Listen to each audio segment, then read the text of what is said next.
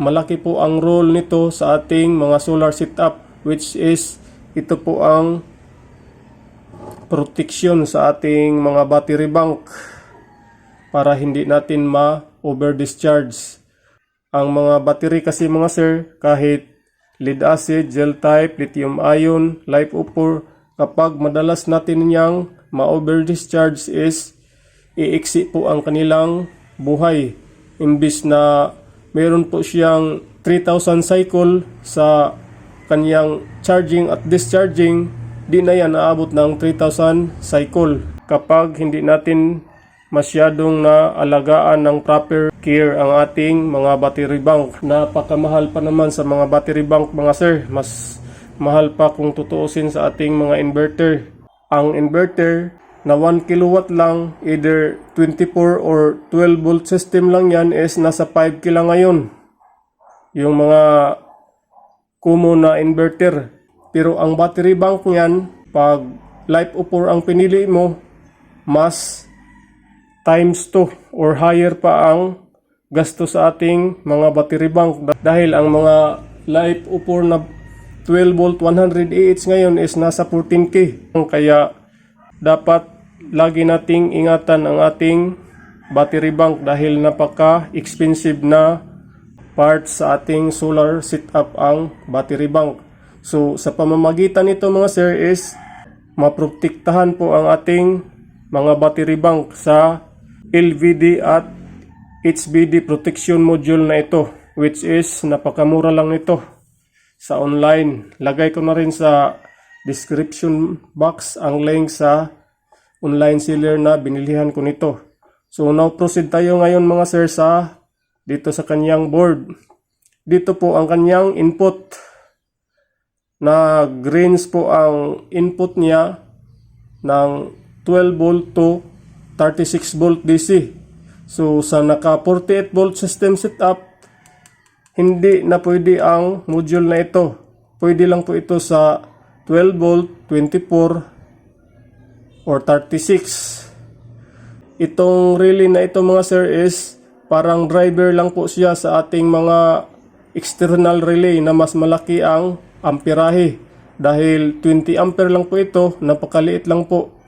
Isa o dalawang ilaw is pwede na pong mag-iinit ang kanyang main contact sa relay na ito. So ngayon, gamit natin itong ating DIY adjustable power supply using LM317. So uploaded na po ito mga sir sa ating channel. Ilagay ko na rin sa description box ang link sa video na ito.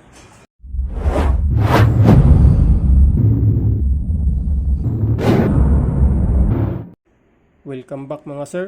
Ngayon ay ipapakita ko sa inyo kung paano makapag-set nitong ating low voltage at high voltage reconnect module.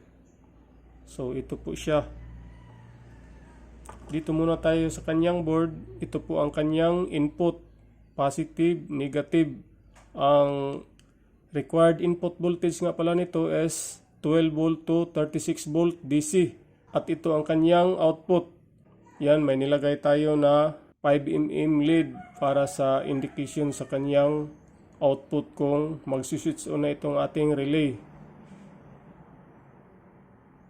Ulitin ko, dito input, output, at meron po siyang onboard 20 ampere relay. Ang relay na ito mga sir is magsaserve lang to as driver sa external relay nyo na mas malaki ang amperahe dahil maliit lang po ang ampacity nito. At dito meron po siyang 3 digits display. Yan, sa ngayon meron tayong 12.7 volt. At meron po siyang onboard 3mm lead. Ang lead na ito mga sir is ito po ang pinaka pilot light nitong kanyang relay. Pag naka-on ang relay, iilaw to. Pag naka-switch off ang relay, gaya ngayon, naka-switch off ngayon yan dahil nakapatay ang kanyang lead. Dito naman meron po siyang dalawang button. Dito po tayo makapag-set sa ating desired setting parameters. Depende sa kung ano ang battery na ating ginagamit. Gel type man yan, lead acid or LiPo4 at mga lithium ion. So dito tayo mag-sisit base sa gamit natin na battery. Ang battery kasi mga sir is mayroon po siyang tinatawag na DOD or depth of discharge.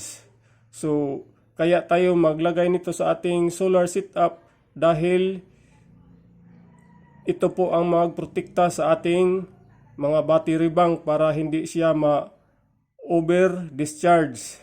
So bali dito muna tayo ngayon sa kanyang dalawang buttons kung paano natin siya ma-set sa ating desired settings depende sa ating mga battery bank. So itong button na to, ito po ang down or bawas sa display dito. At ito naman pong isa is up or padagdag. So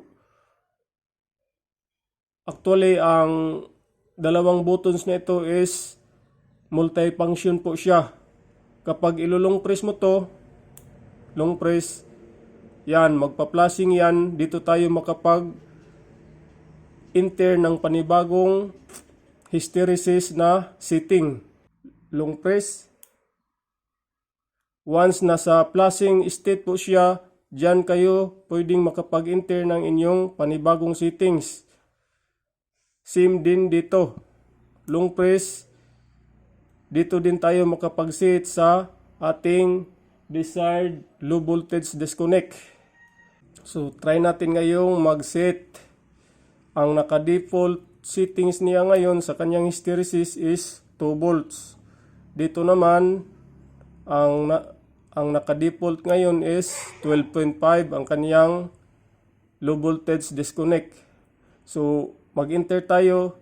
Try natin ngayong mag-enter ng panibagong settings. Kunyari, ilagay natin sa eksaktong 12 volt ang ating low voltage disconnect. So ganyan lang yan, long press. Pag nag-flashing na siya, dito po ang down, yan, pababa po ang kanyang display at dito po ang kanyang up or padagdag. So lagay natin sa eksaktong 12 volt. Yan. Once na stop na po ang kanyang flashing is automatic save na yon. So isang pindot para makita natin ang ating na-save na low voltage disconnect which is 12 volt. Yan.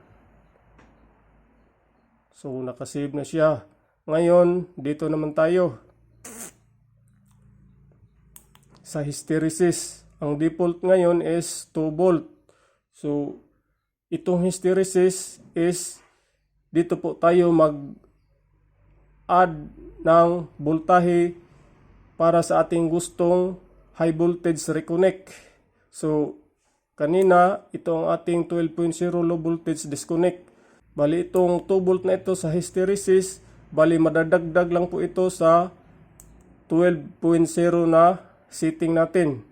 Baguhin din natin itong kanyang hysteresis na 2 volts. Medyo mataas. Lagay lang natin sa 1.8 long press. Bawas. Yan, nasa 1.8 na po siya ngayon. Nakasave na yon. So isang pindot para makita natin ang ating panibagong hysteresis setting na 1.8. Isang pindot. Yun. So ngayon, mag-adjust tayo dito sa ating adjustable power supply. Ngayon, nakapatay ang ating relay. So pataas tayo ng voltahe. Kunyari, tumataas na ang charging sa ating battery mula sa harvested energy mula sa ating mga solar panel. So 12 volt plus 1.8 supposed to be sa 13.8 po siya mag-switch on. 13.6, 13, yun, nag-switch on ang ating relay.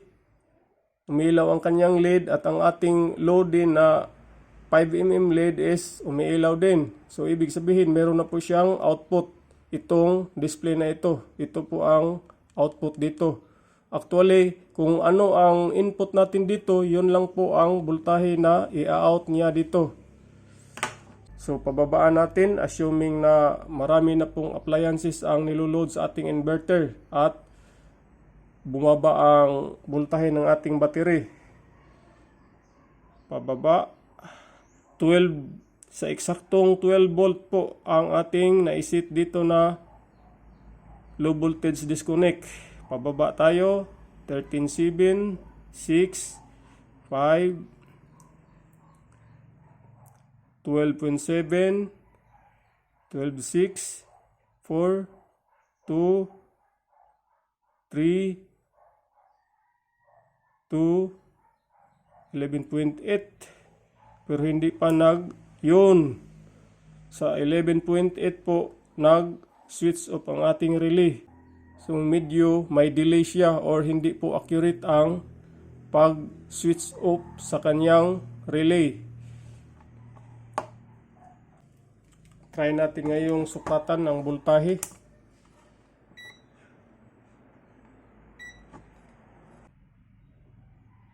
Dito sa ating multitester is nakabasa po siya ng 14.5 pero dito sa ating module is 14.7, 14.8. So mas ahead po ng 0.2 to 0.3 volts itong ating XH-M609 na module. So okay lang yan. Basta importante mag switch off siya. So ngayon try nating pababaan uli.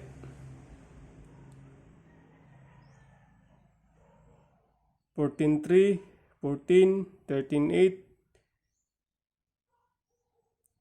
12.7, 12.2, 12.0. So ito na po ang ating supposed to be low voltage disconnect na settings pero hindi pa po nag-switch off ang kanyang relay. Pababa, dahan-dahan, 11.7. Yun, sa 11.7 po siya nag-disconnect. Medyo meron siyang delay or meron siyang 0.3 volts na discrepancy. So, try naman natin ngayong mag-set ng ibang settings. Kunyari, lagay natin sa 12.2 para hindi po masyadong bugbog ang ating mga battery bank. So, long press. O, up. Yan, 12.2. Dito po, down. Dito po, up. Ilagay natin sa 12.2. Stop flashing. So, nakasave na yun. Isang pindot. Yan, 12.2. Dito naman sa ating hysteresis, lagay natin sa 1.5. Yan, nasa 1.5 na po. Isang pindot para makita natin ang ating naiset na newly hysteresis. Yan, 1.5. So, 12.2 plus 1.5 is 13.7 po. Mag-switch on ang ating relay para sa high voltage reconnect. So, adjust tayo sa ating power supply. 13.7 po ito, naka-schedule. 13.2, 13.6, 13.8. Yan. Sa 13.8, nag-reconnect ang ating relay. So, bawas tayo sa 12.2 na ating bagong settings para sa low voltage disconnect. 12.2. Yan, 12.2 na po. Pero hindi pa po siya nag-switch off. Pababa. 11.8. Sus. Dili talaga. 11.8. Since meron po siyang discrepancy dito sa kanyang display at sa kanyang actual switch off, tayo na lang po ang mag-a-adjust sa ating mga settings. Kunyari, kagaya ngayon, 12.2 po ang ating low voltage disconnect. Ilagay na lang natin sa mas higher numbers. Pwede nating ilagay sa 12.5. Dahil dili po ang kanyang switch off, lagay natin sa 12.5 in advance. Yan, 12.5 na po. Ngayon, since nagdagdag tayo sa ating low voltage disconnect ng 0.3 volts, dahil nasa 12.5 na po ang ating low voltage disconnect, automatic yan na magdagdag din sa ating hysteresis or ang ating high voltage reconnect. So 12.5 plus 1.5 po dito is eksaktong sa 14 volt. Maraming salamat po mga sir sa oras nyo. This has been 59 TV. Thank you.